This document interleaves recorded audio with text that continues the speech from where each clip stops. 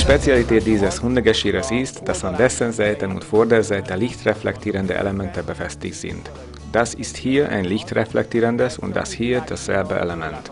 Das leuchtet aber nur so wie die bekannten Sichtbarkeitswesten. Dieses Seitenelement hier ist aber nachleuchtend, das heißt, dass es auch beim totalen Dunkeln leuchten kann.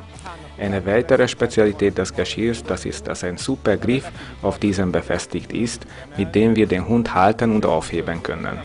Wenn wir den Hund freilassen, lohnt sich, diesen Griff mit diesem Gummiband zuzuschließen. Es ist sogar möglich, auch den Ring unter dem Griff festzumachen. A fogantyú alatt rögzíteni, és szépen lezárjuk. Így.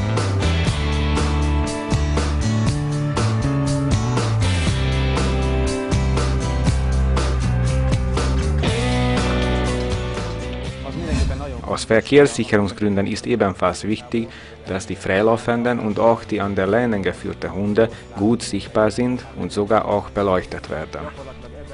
Mit diesem Geschirr ist es möglich, den Hund sichtbar zu machen.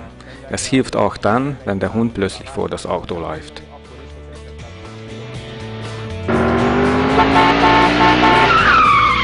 Ich bin nicht zufällig so kurz vor der Finsternis in den Stadtpark gekommen. Ich suche hier eine Gruppe mit Hunden, um das Geschirr anprobieren zu lassen. Wir werden einen Spaziergang machen und werden sehen, ob dieses Geschirr im Dunkeln wirklich so gut leuchtet.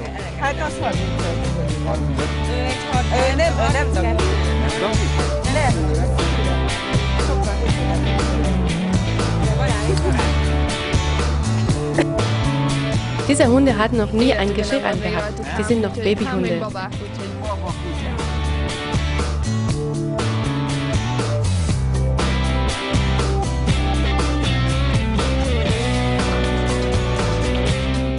Abends kommen wir mit meinen Freunden hier in den Stadtpark und finden es sehr wichtig, dass unsere Hunde auch am Abend spazieren gehen können. Es bedeutet für uns ein ständiges Problem, dass es schnell dunkel wird. Wir haben heute Julius getroffen, der uns so ein leuchtendes Hundegeschirr vorstellen wird, das uns ermöglicht, mit unseren Hunden in Sicherheit Gassi zu gehen. Wir werden ausprobieren, ob das wirklich so effizient ist.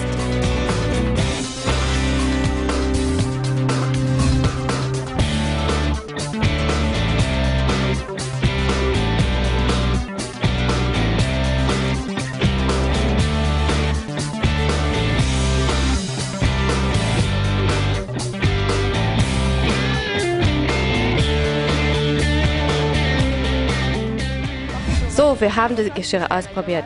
Die haben sich wirklich gut bewährt. Unsere Hunde wurden viel mehr sichtbar im Dunkeln.